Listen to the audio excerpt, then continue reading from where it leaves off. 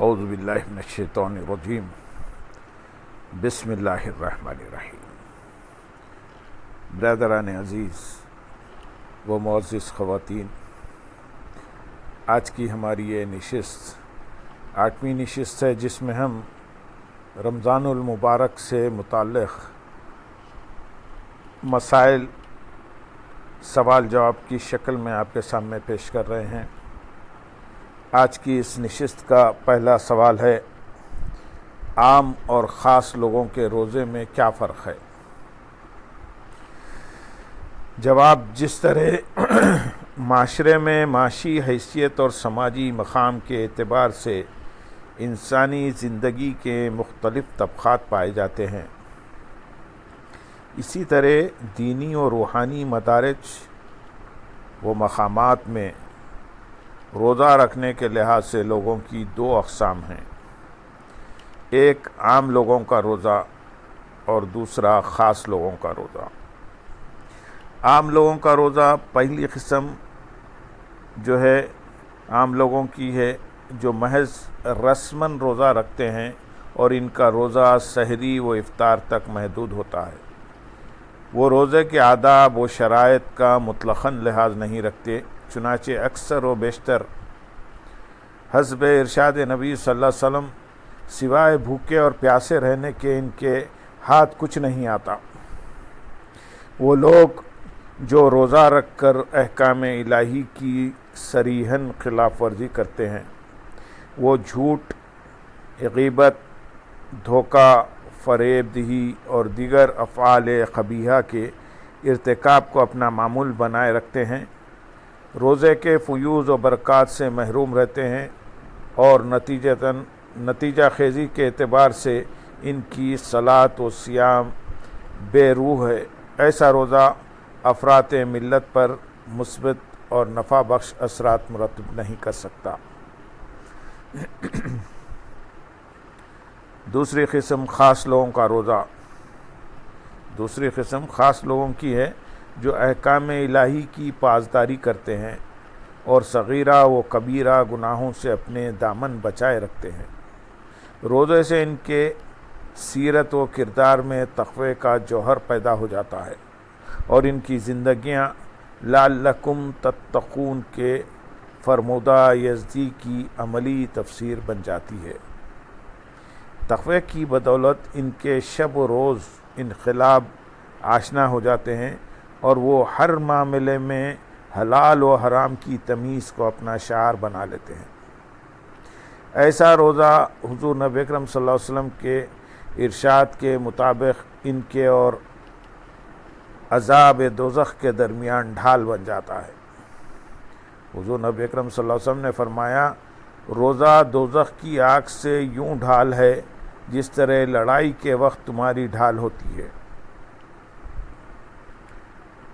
اس بحث کی روشنی میں معلوم ہوا کہ عام اور خاص لوگوں کے روزے میں فرق یہ ہے کہ عام لوگوں کا روزہ صرف سحری و افطار تک محدود ہوتا ہے، جبکہ خاص لوگوں کا روزہ ان کے مجاہدے کی بنا پر ان کو مقام مشاہدے پر فائز کر دیتا ہے، کیونکہ ان کی طلب و آرزو کا محور اللہ کی رضا کا حصول اور دیدار مصطفیٰ صلی اللہ علیہ وسلم کی نعمتوں سے بہراور ہونے کے علاوہ کچھ نہیں ہوتا۔ سوال: کیا روزے کے اثرات ہر شخص پر یکساں ہوتے ہیں؟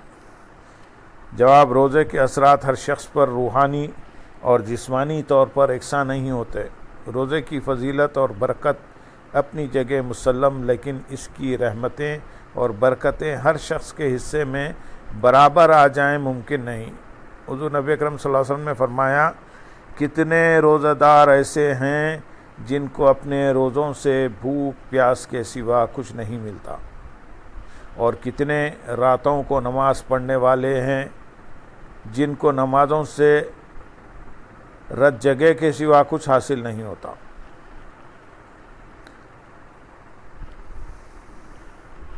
جس نے اللہ تعالیٰ کے بتائے ہوئے احکامات، امر بالمعروف اور نہی عن المنکر پر چلتے ہوئے اپنی بندگی کو وفاداری بشرط استواری کے ساتھ نبھایا اور خود احتسابی سے غافل ہوئے بغیر روزہ رکھے، ایسے شخص کے لیے خوشخبری ہے۔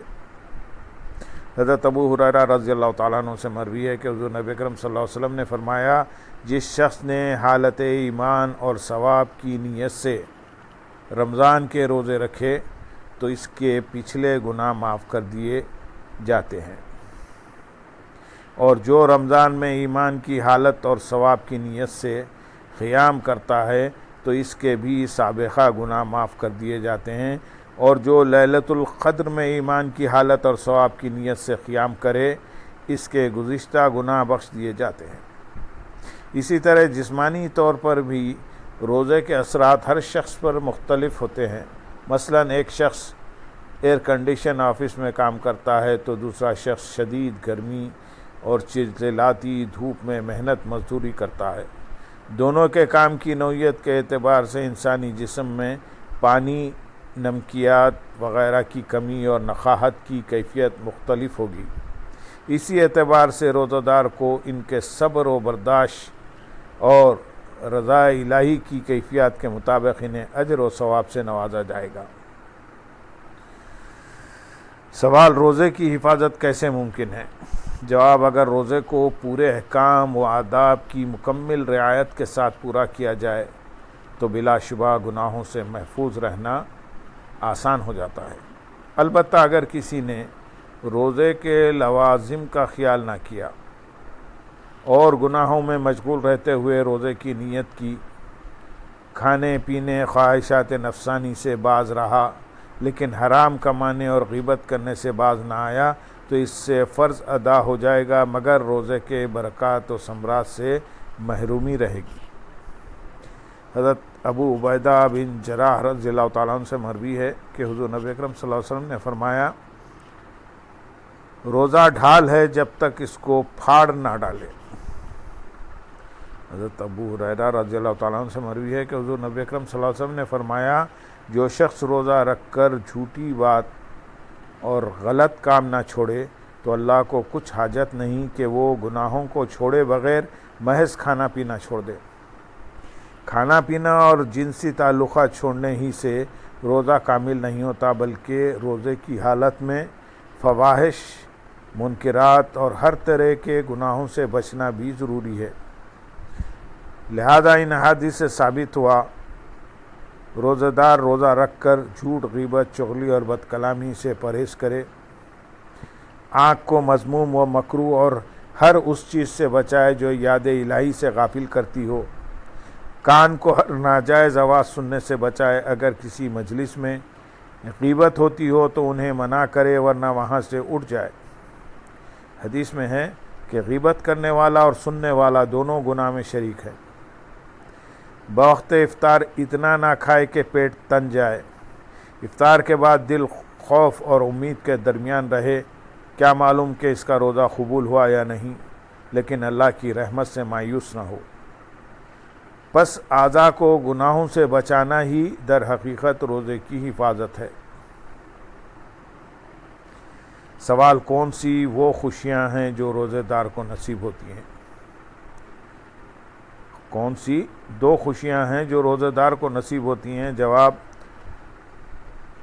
دوسری عبادات کے مقابلے میں روزہ وہ واحد عبادت ہے جس کے رکھنے والے کو بیک وقت 2 خوشیاں نصیب ہوتی ہیں۔ حدیث مبارک میں حضرت ابو ہریرہ رضی اللہ تعالیٰ عنہ سے مروی ہے کہ حضور نبی اکرم صلی اللہ علیہ وسلم نے فرمایا، روزہ دار کے لیے 2 خوشیاں ہیں جن سے اسے فرحت ہوتی ہے۔ ایک فرحت افطار، جب وہ روزہ افطار کرتا ہے تو خوش ہوتا ہے، اور دوسری فرحت دیدار کہ جب وہ اپنے رب سے ملے گا تو اپنے روزے کے باعث خوش ہوگا۔ سوال، جنت کا کون سا دروازہ ہے جس میں سے صرف روزہ دار ہی داخل ہوں گے؟ جواب، جنت میں بعض مخصوص اعمال صالحہ کے اعتبار سے 8 دروازے ہیں۔ جو شخص دنیا میں خلوص نیت سے ان میں جس عمل صالح کا بھی خوگر ہوگا وہ جنت میں اسی عمل کے دروازے سے جائے گا۔ ریان جنت کا وہ دروازہ ہے جس میں سے صرف روزہ دار ہی داخل ہوں گے، جیسا کہ حضرت سہل بن سعد رضی اللہ تعالیٰ عنہ سے مروی ہے کہ حضور نبی اکرم صلی اللہ علیہ وسلم نے فرمایا، جنت میں ایک دروازہ ہے جسے ریان کہا جاتا ہے، روز قیامت اس میں روزہ دار داخل ہوں گے، اس کے سوا اس دروازے سے کوئی اور داخل نہیں ہوگا۔ کہا جائے گا روزہ دار کہاں ہیں؟ پس وہ کھڑے ہوں گے، ان کے علاوہ اس میں سے کوئی اور داخل نہیں ہو سکے گا۔ جب وہ داخل ہو جائیں گے تو اس دروازے کو بند کر دیا جائے گا۔ اس حدیث کو امام بخاری نے الصحیح کتاب الصوم میں روایت کیا ہے۔ پھر کوئی اس سے داخل نہیں ہو سکے گا۔ ریان کی وجہ تسمیہ کے بارے میں محدث ملا علی خاری فرماتے ہیں، یا تو وہ بنفسہ ریان ہے کیونکہ اس کی طرف کثیر نہریں جاری ہیں اور اس کے قریب تازہ اور سرسبز و شاداب پھل پھول بکثرت ہیں، یا قیامت کے دن اس کے ذریعے سے لوگوں کو پیاس مٹے گی اور تر و تازگی و نظافت چہرے پر ہمیشہ رہے گی۔ اس انعام کا حقدار صرف رمضان کے روزے رکھنے والا ہی نہیں بلکہ کثرت سے نفلی روزے رکھنے والا بھی ہوگا۔ اللہم صلی علی سیدنا محمد وعلی آل سیدنا محمد وبارک وسلم، وآخر دعوانا ان الحمدللہ رب العالمین۔ سبحان رب